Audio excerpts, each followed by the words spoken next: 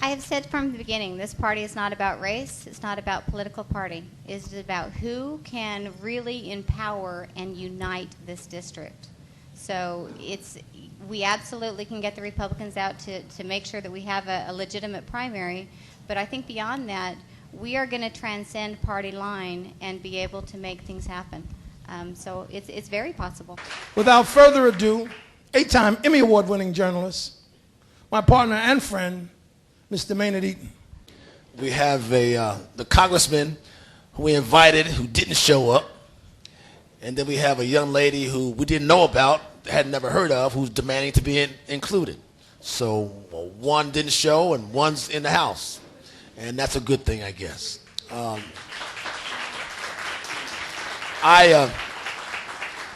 Jim and Eleanor argued vehemently against bending our show and bending our will, but I'm the journalist in me, and a young lady, or a colleague of mine, Jennifer Parker, had a strong impact on what she said about this is not the way we do things as journalists, and I appreciate you saying that to me, Jennifer.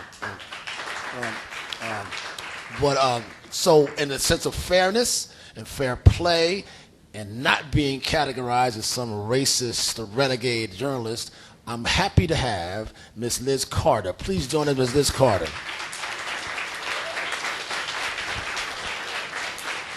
Please. Thank you, Virginia. If you're as good as a bulldog you are by getting on the show, you can be all right. Well, thank you. Have a seat.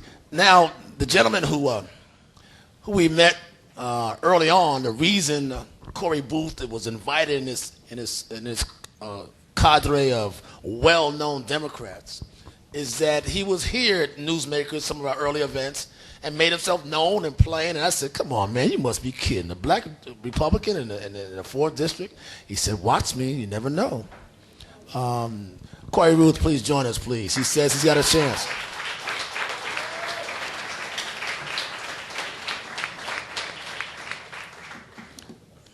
Have a seat. That all right there, cameraman? Slide up. Let me ask you about something. One of the reasons perhaps we've had this mishap, this miscommunication, is that heretofore the only, and correct me if I'm wrong, Vernon Jones or Connie, you run before, to my knowledge, the only black Republican who sought this seat, and there's never been a primary in this seat, was Catherine Davis. So when I met you, I said, I thought you were a solo running by yourself again. I stand corrected. The first question off the bat, can you win in this seat? Can you win in a predominantly black district, Democratic district? Or is this just a solo flight to raise your name value for something else? This is, am I on? Can you hear me? This is absolutely not a reason to raise my name value. I actually put my company on hold and have taken a huge pay cut to do this. This is an attempt, and yes, I can win this district. This district used to be the shining jewel of Georgia. We need to return it back to that. And what I mean by that is everyone needs representation, regardless of color, regardless if you're a woman or a man, regardless of political party. So absolutely, I can win this seat. Cory, what do you say about that? Now, you've been around, you have this kind of campaign persona about you. But the fact remains, and Vernon is a very conservative Democrat, is this district ready for a Republican to win, to take the seat? Well, first let me say thank you to Newsmakers Live. Thank you to Liz Carter and Vernon Jones and Connie Stokes for participating and making themselves available, like myself, to the district for questioning. I also want to bring to everyone's attention that there is another Republican candidate. There's actually 2 other Republican candidates in the race. One is Larry Goss, who is not here. The other one is Victor Armendariz, who is here. And so I'd like to make his presence known as well, and before I answer your question. Now, to your question.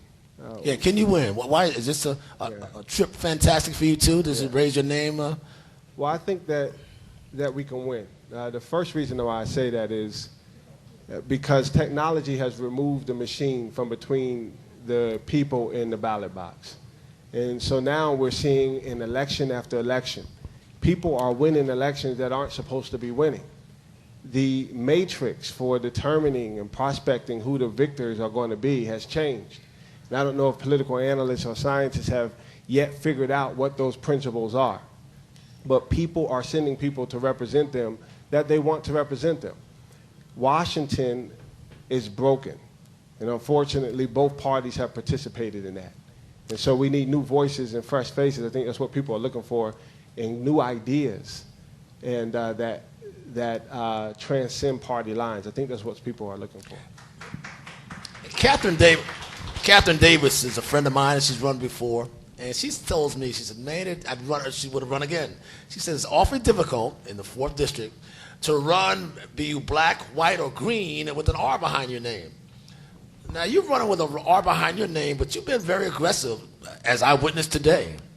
What was this about? Why this dogmatic sort of pursuit of getting in on this show? I mean, what was this about? Is it, again, your aggressive approach to campaigning? I do have an aggressive approach to campaigning because I plan to win, but it's not.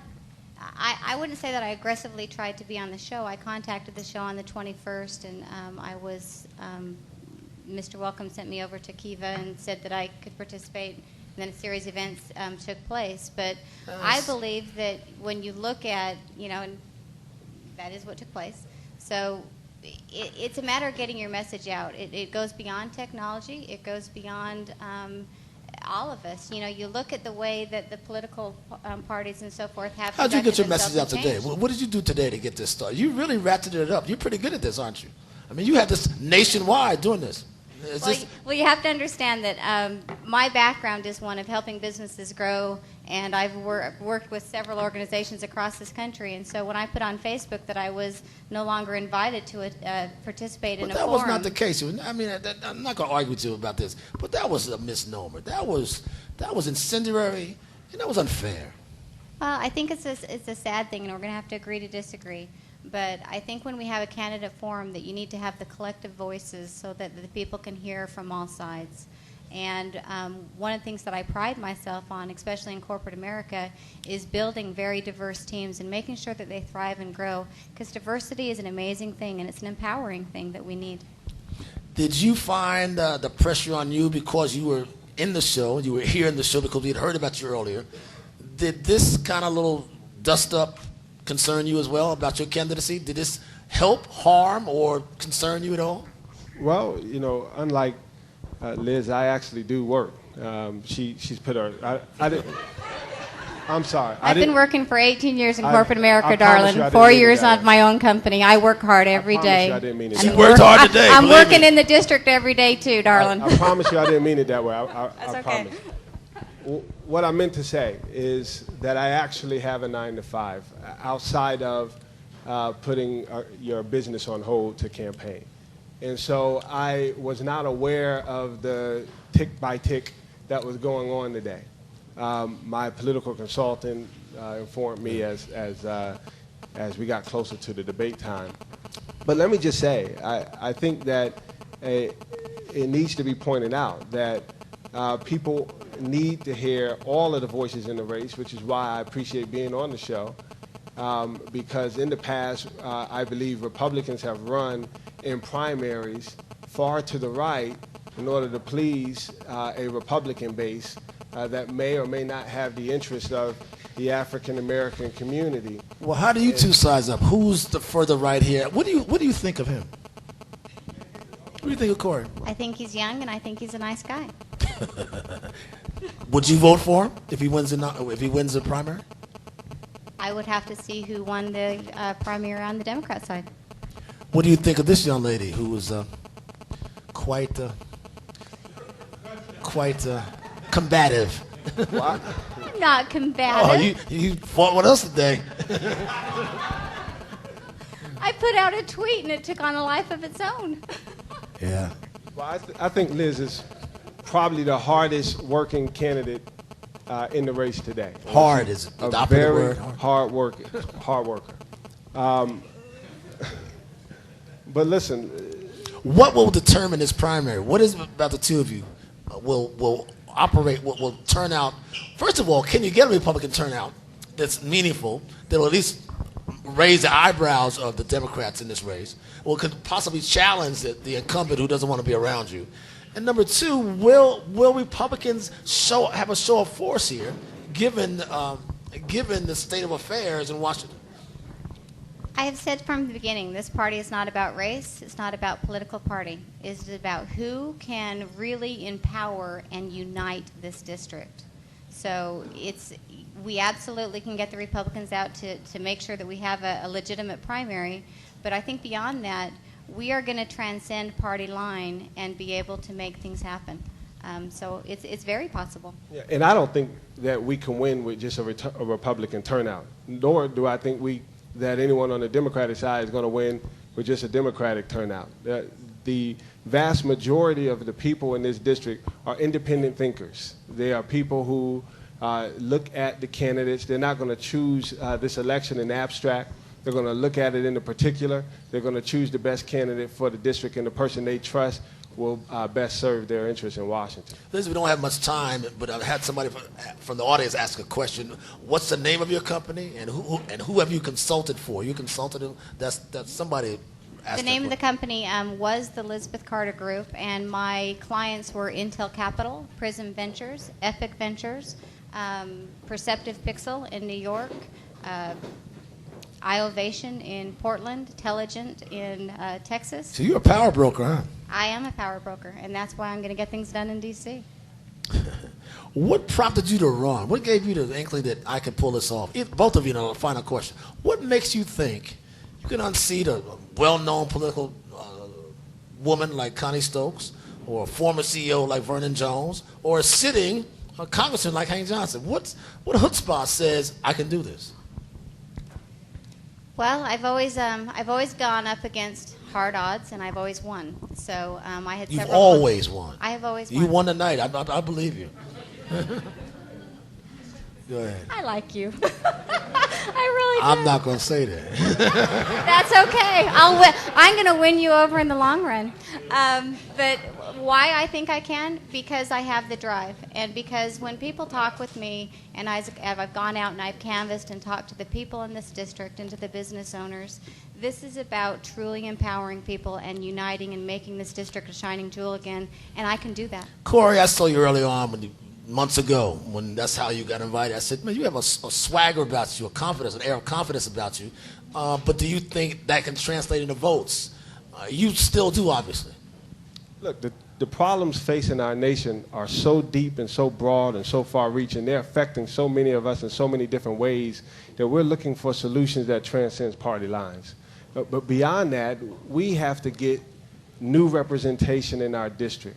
We need new voices. We need fresh perspectives. We need new ideas. Ideas like bolstering peer-to-peer lending and micro-lending so that small businesses can have new channels and new streams of capital so that they can do their business. We also need new ideas like requiring the federal government to provide a comprehensive, detailed receipt of how each person's tax dollars are spent each year before they're required to pay their income tax. So we need new ideas. Small minds talk about people. Mediocre minds talk about things. Great minds talk about ideas, and that's what we want our campaign to be about. Well, today, Liz Carter talked about newsmakers. She's become our nemesis. But ladies and gentlemen, please give her a round of applause. Liz Carter, she talked her way in here. Thank you. And our friend, Cory Booth. Thank you so much.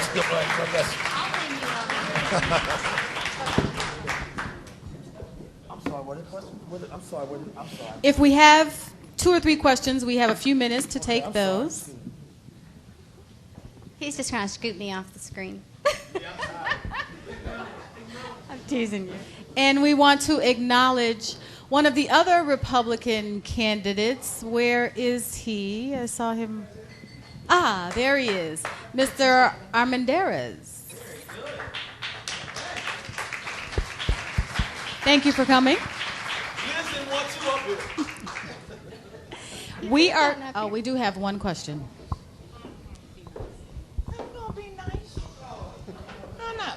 So I have you streaming live to the web and on film that when I set up the special newsmakers for the Republicans, you will be there. I absolutely will. Okay, that's all I want to know. All right, thank you, Eleanor. And thank you so much for hosting this event. You have a beautiful voice, by the way. Thank you. So thank you.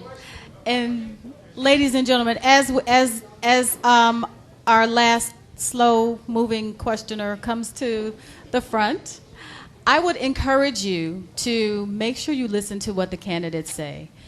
Make sure you pay attention to who speaks the truth. Make sure you pay attention to who shows up, is strong enough to be in Congress, has ideas, and makes decisions. One more question. Thank you, and this is for both candidates. If you had been in Washington during the time of the recent health care debates, what would have been your stand on that, and what would be your vote? Do you want me to go first? I'll go. Well, I think first, thank you for your question. My difference would have been on the approach. I think what we should have did first, if we heard that there was 30 million or 40 million people without health care, I would like to see that list categorized. In other words, who are these people? Where do they live? What are their ages and why do they not have health care? And then we need to categorize that so that we can then have a good identity of what the problem is. And then we can begin to have a discussion around what solutions to offer. The second thing is that this current healthcare solution, it did nothing to actually deal with the rising cost of healthcare, which means that the rising cost of healthcare will outpace all of the revenue triggers that they put in place in the bill, which means that the bill will be insolvent in only a matter of decades. And so I think what we should have done is empowered states to seek solutions that are best fit for their residents. And also we should have started a conversation about opening up state borders to interstate commerce so that we can lower costs and increase efficiency. The first thing that I would have done is I would have demanded that all my counterparts read the bill as I did. So I read the 2,700 pages. We have got to create efficiencies within government. I would have liked to see, and I did send to my senators and our representative, a solution to address the $150 billion of annual fraud in Medicaid and Medicare alone.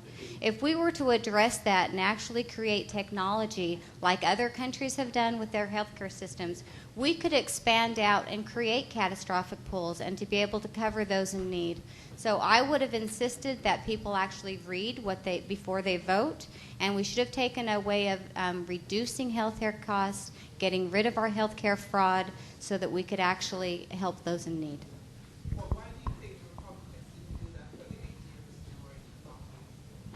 I think that they got lazy.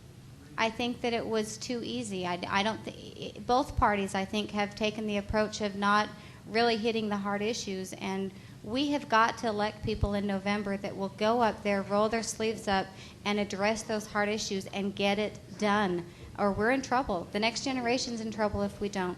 Both parties are at fault, absolutely. Jim Welcome, executive producer, Newsmakers Live. We have had two of the people running on the Republican side of the ticket. We have had, of course, Ms. Liz Carter, who is Sarah Palin-ish in her approach to politics, and we'd have Cory Ruth, who represents African-American people at the Republican side of the world. At the end of the day, we were placed in a position which we never like to be placed in at Newsmakers, and it makes us uncomfortable. But we are still here for the purpose of the text of allowing the voters to see in sharp contrast what their candidates are about. We never do this where there's a podium. We always do this in places where people can have a drink and eat dinner, and we do it that way for a reason. Ladies and gentlemen, this has been Newsmakers.